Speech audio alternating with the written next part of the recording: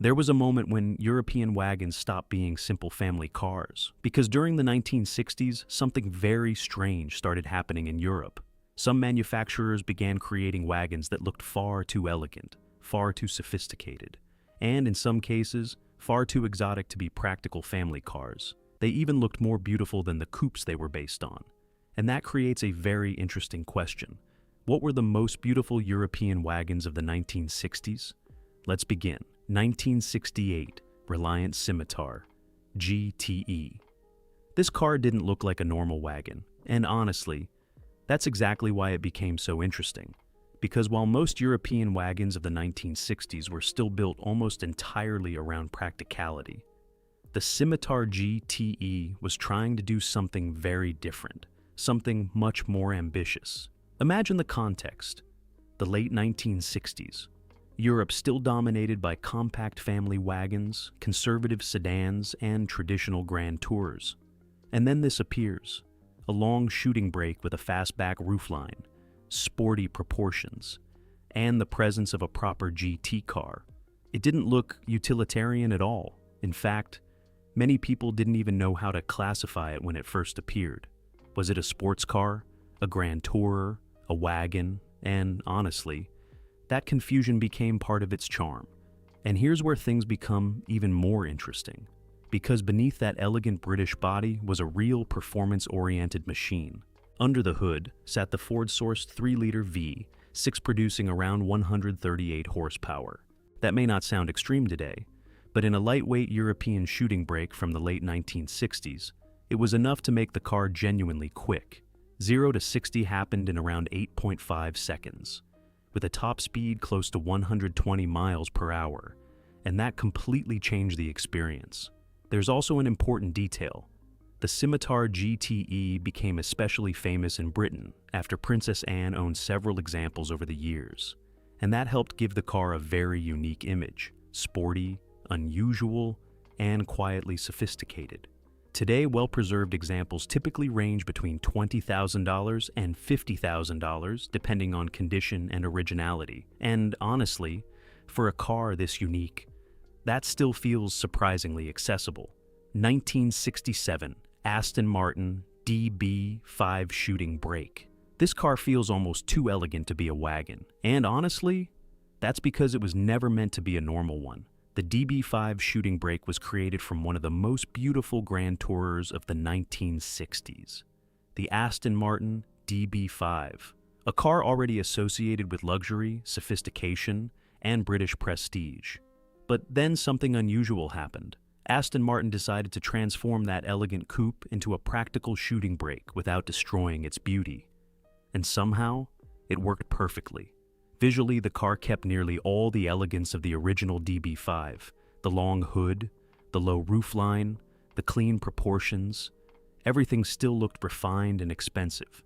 But now, with the extended rear section, the car gained an entirely different personality, more exclusive, more unusual, almost aristocratic. And unlike many wagons of the era, this one still looked genuinely fast. Under the hood sat the famous 4-liter inline-6, producing around 282 horsepower. That was serious performance for the 1960s. 0 to 60 miles per hour happened in around 7 seconds, with a top speed close to 145 miles per hour. And that's what makes this car so fascinating today. Because underneath the practicality, there was still a true Aston Martin Grand Tourer. There's also an important detail. Only a very small number of DB5 shooting brakes were ever built, making them incredibly rare today. In fact, they've become some of the most valuable and collectible shooting brakes ever created. Today, exceptional examples can easily exceed $1 million at auction, and honestly, few wagons in history have ever looked this sophisticated. 1962 Ferrari 250 GT SWB Breadvan. This car wasn't supposed to exist, and honestly, that's part of what makes it so legendary today. Because while most wagons of the 1960s were built for families, luggage, and practicality, this thing was built to race Ferrari itself. The story behind the Breadvan is almost unbelievable.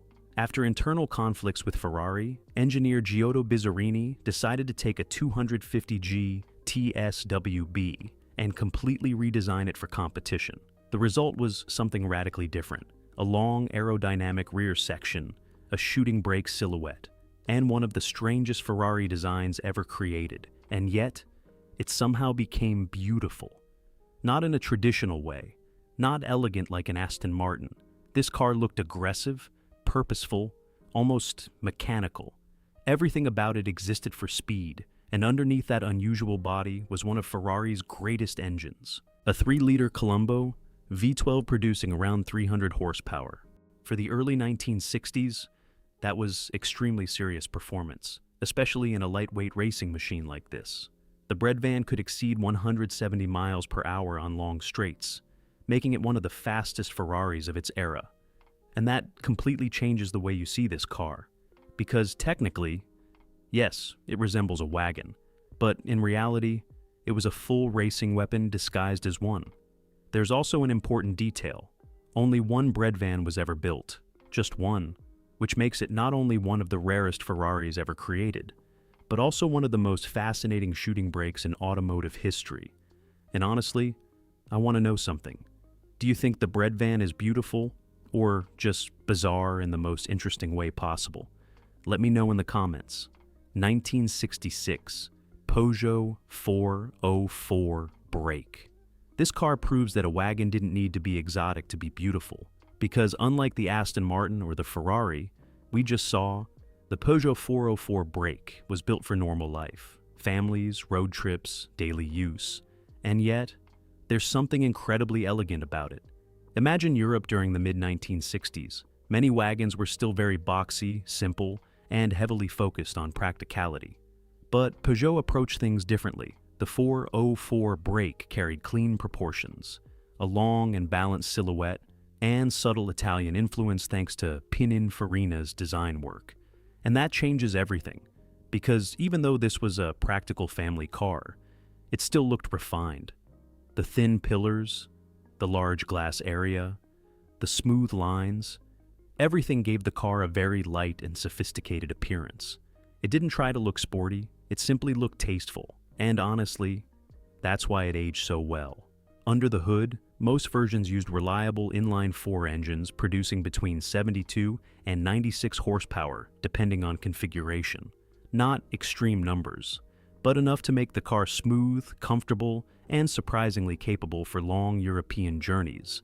And that's the interesting contrast here, because the 404 Break wasn't trying to impress anyone, but decades later, its simplicity became exactly what made it special. Today, well-preserved examples typically range between $15,000 and $35,000, depending on originality and condition. 1968 Citroën DS Break. This car didn't look like it came from the 1960s. It looked like it came from the future. And honestly, even today the DS Break still feels different from almost everything around it. Because while most wagons of the era were still very traditional, Citroën created something completely unconventional. The first time people saw it, many couldn't even believe a practical family wagon could look like this. And that's exactly what makes the DS Break so special. It wasn't trying to look sporty like the Reliant, or aristocratic like the Aston Martin. This car looked advanced. The smooth bodywork, the covered rear wheels, the enormous glass area. Everything felt years ahead of its time. And then there was the suspension. Citroën's famous hydro-pneumatic system made the car float over the road in a way that felt almost unreal during the 1960s. The driving experience was soft, silent, and incredibly smooth. Under the hood, most versions used inline-4 engines producing between 75 and 109 horsepower, depending on the configuration. Again, not massive power, but this car was never about aggression. It was about innovation, comfort, and design, unlike anything else in Europe. And honestly, that's why the DS Break still feels so fascinating today. Because even now, it barely looks like a normal wagon at all. Today, well-preserved examples typically range between $30,000 and $80,000, depending on version and originality. 1967 Volvo Amazon Combi. This car looks simple, almost too simple, and honestly, that's exactly why so many people underestimate it today. Because unlike the futuristic Citroën DS or the exotic Aston Martin shooting brake, the Volvo Amazon Combi was built around something much more restrained. Clean Scandinavian design, no exaggerated chrome, no dramatic proportions, just balance. And somehow, that simplicity became incredibly beautiful over time. The Amazon Combi had a very upright and practical shape, but the proportions were so clean and well resolved that the car still looked elegant decades later. Everything felt light and honest, and that honesty became part of its charm. But here's the interesting part. Despite looking calm and practical, the Amazon was also known for being extremely solid and dependable. Under the hood, most versions used reliable inline-4 engines producing between 75 and 115 horsepower, depending on the configuration. Not massive performance, but enough to give the car a surprisingly capable character for long-distance driving. And that's what makes the Volvo so different in this video. Because while other wagons here impress through rarity or extravagance, this one impresses through timeless simplicity. It never tried to be flashy, and maybe that's exactly why it aged so well. Today, well-preserved examples typically range between $20,000 and $45,000, depending on condition and originality. And now, I want to know something. Do you prefer wagons that feel futuristic and dramatic, like the Citroën DS Break, or simpler and more timeless designs like this Volvo Amazon Combi?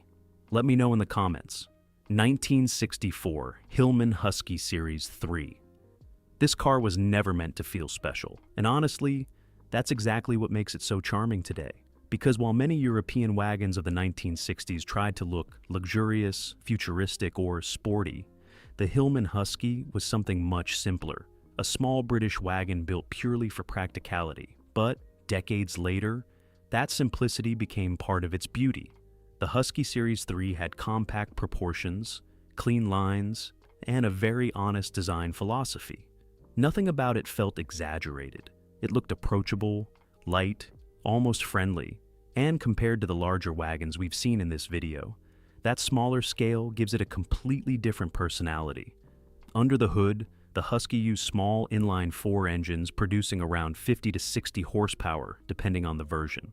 Clearly not a performance machine, but that was never the point. This car existed to be affordable, practical, and efficient.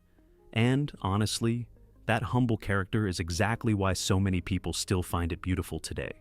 Because unlike many cars designed to impress, the Husky simply feels genuine.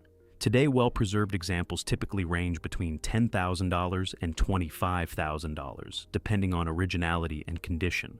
And when you look at all these cars together, something very interesting becomes clear.